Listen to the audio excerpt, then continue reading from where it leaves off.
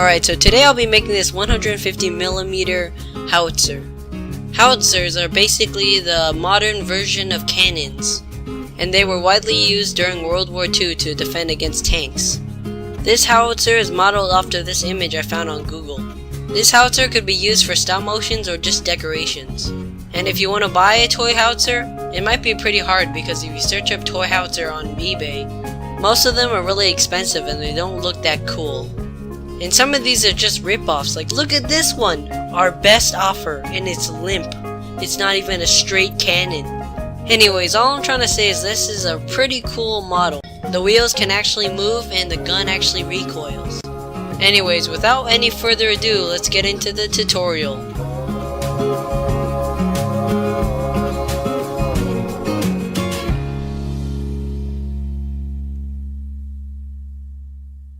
Hold up, I guess I was wrong.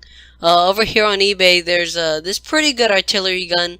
It's only $3. I guess I was wrong. There are some good artillery. Wait, hold up. Shipping? $4. Never mind. All of this stuff is expensive. Never mind.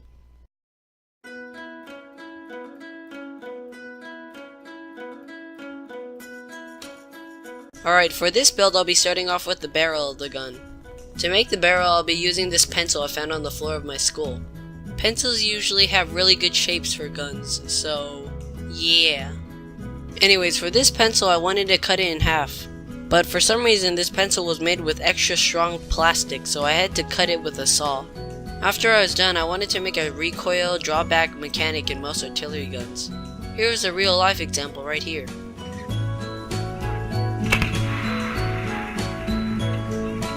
So to allow for the barrel to go backwards and slide out, I made this little socket out of paper for the barrel.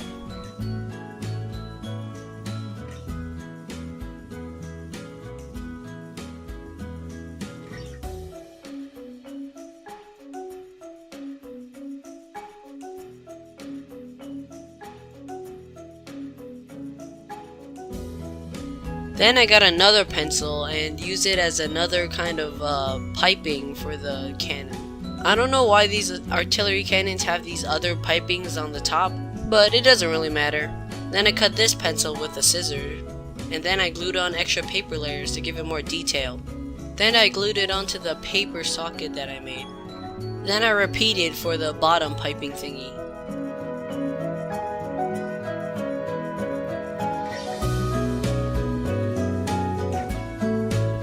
Then it was time for me to make these cardboard plates on the side of the artillery gun. This is basically the part of the artillery gun that holds everything together. To give the plates detail, I decided to glue on a bunch of scraps I had. Then I glued it onto the main part of the artillery gun. The next step is to make the wheels of the artillery gun. Since I wanted the wheels to actually work for animation purposes, I glued on stacks of cardboard to make the actual wheel. Then I cut this cocktail stick to make the wheels actually move. After that, I had this weird dumbbell looking thingy. Then I wrapped some paper around the cocktail stick to make it roll. Now the wheels give me a pretty good base to build on. I glued on some cardboard and also this popsicle stick to make the back. After I'm done, it basically looks like a really weird cart. Then I decided to glue on both of the pieces together. And I'm really sorry if this camera angle blocks everything, because I didn't realize my hand was blocking everything, which is pretty dumb. Now, one main problem with making these artillery guns is to get good balance. If you use a plastic pencil as a barrel, it might make the artillery gun tilt forward. So to fix that, you have to add a lot of weight to the other side by adding a lot of scraps and plastic. Then after that, I made the back longer with some more popsicle sticks.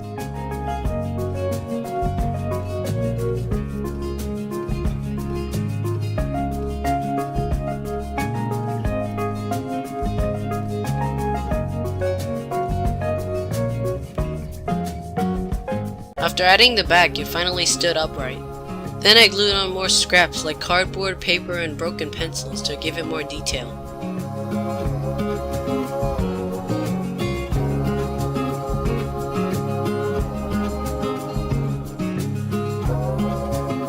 Then I glued on this back piece to allow it to be actually towed by this other creation I made. After that, it was basically done and ready for painting. For this model, I painted it the same color as the image I found. I also had to paint the barrel and the wheels separately.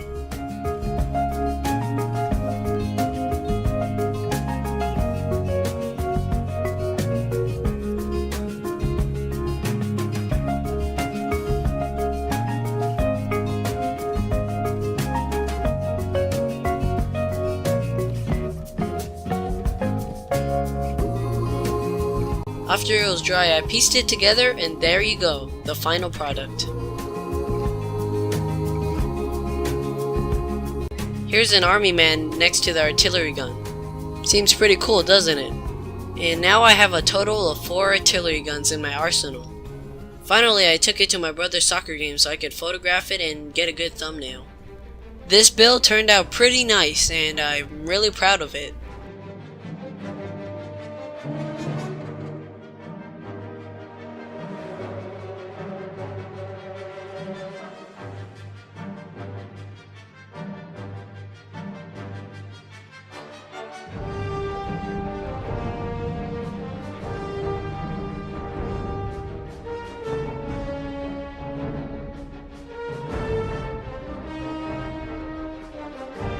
So anyways, I hope you enjoyed the video and learned something. If you like these how-to videos, then check out my channel to find more of them. And finally, thank you all for watching.